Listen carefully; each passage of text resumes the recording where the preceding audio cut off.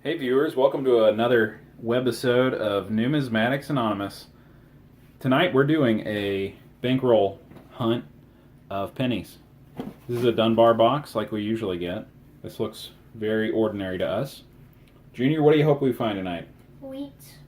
Wheaties? Looking for Wheaties? Alright, so we're going to crack it open. Let's see if we can find some Wheaties. Maybe an Indian head cent. Maybe a foreign gold piece, who knows? The guy can dream, can he? What do you think? No. No? Not too big of a dream? Too much to ask from a penny box? Yeah. Alright. So cross your fingers it's not all brand new 2018 No, Denver. cross your fingers. Oh yeah. Okay, good. We got good circulated pieces here. I see some shields on top. Nothing ancient looking. Really. So Start with this. right here we've got a box for our coppers. So this will be junk coppers. And then this, we'll start a few different piles and maybe we'll explain them as we go. We're going to put our 1982s aside so we can weigh them to see if they're copper or zinc. We've got our scale here. Maybe 83s too. There are 1983s that are on copper planchets, and if you find one, it's worth money.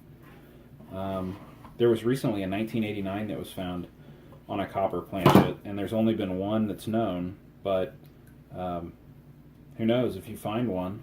If it looks different than the others from that year, weigh it. You never know. Maybe you've got the next unicorn, and it's worth thousands of dollars. So let's get started. Dig in, guys.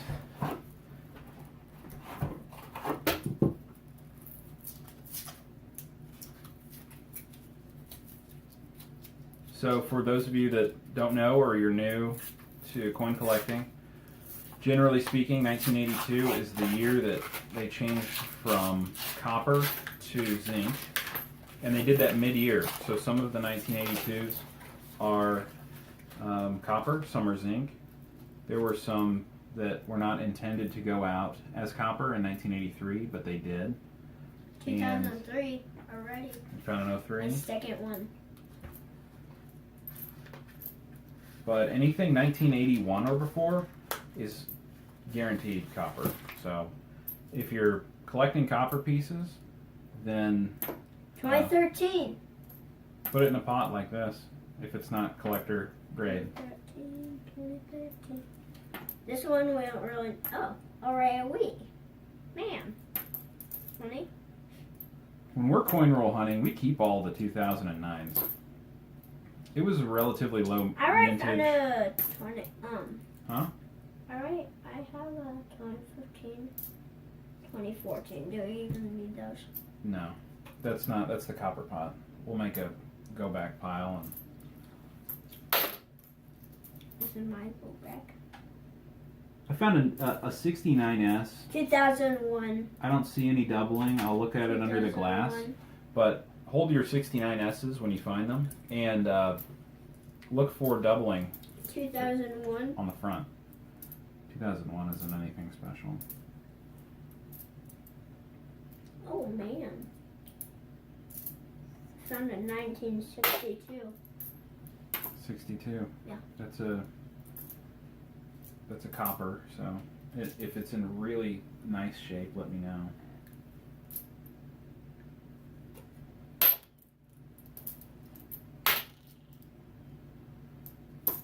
$1993. 1993. There are some 93s that have variation on the back. 2017. But it's really nice. Is it? Yeah, it's so nice. How nice it is. 1999. It's actually in kind of nice shape. We'll probably just toss that. Here's another 69S. Take a closer look at that.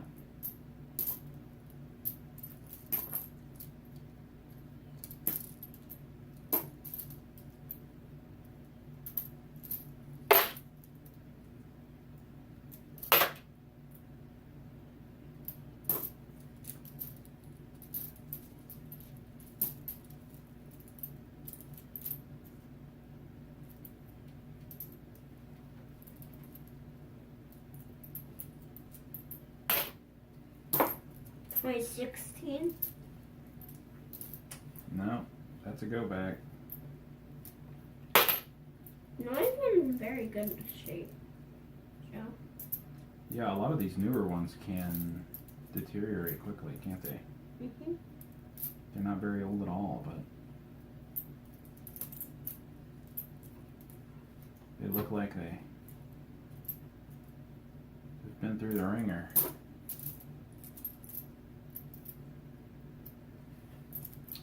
I already have a ton of go backs. Funny.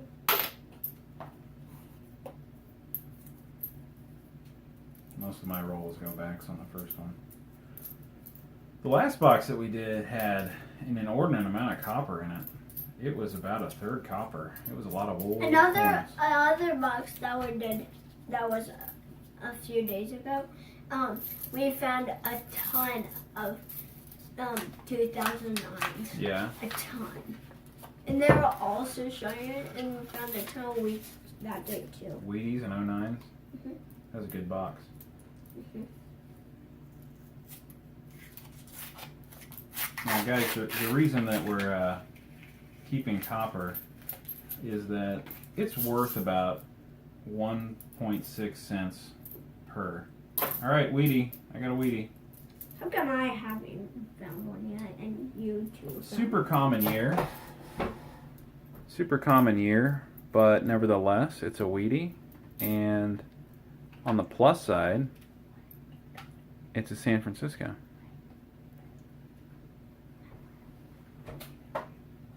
Cool. Hey, let me have a wheat. You want to see it? I want to have a wheat.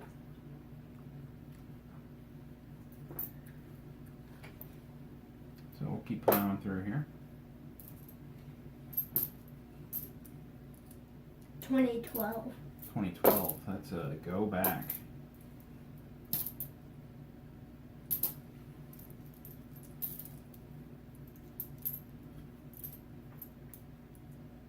$1972. That's copper. Is it in decent shape or is it okay? Kind of. Not bad. I'll put that in the copper pot. I'm finding a ton of interesting stuff. Well, I'll be, you guys. I just found my first steel wheat penny in a bank box. A lot of these you won't find them in circulation anymore because the coin sorters, hold on, Junior. The coin sorters have magnets on them. So they'll grab them and put them in a box and give them away, or the bankers will keep them themselves. So that is really cool. So this particular one is a Denver, 1943 Denver. So cool, that was a good one. Here you go. It's a wheat. Can I put this in my collection? I think, you know what? You have two 1943 Denver wheats from coin shows. Do you really want another one? Yeah. I think I'm going to add that since I found it. Wait. Please, I don't even have one that's. I'll give you a like different. this. I'll give you a different one. That was my first steel that I found in circulation. Can I give this one to Caleb? No.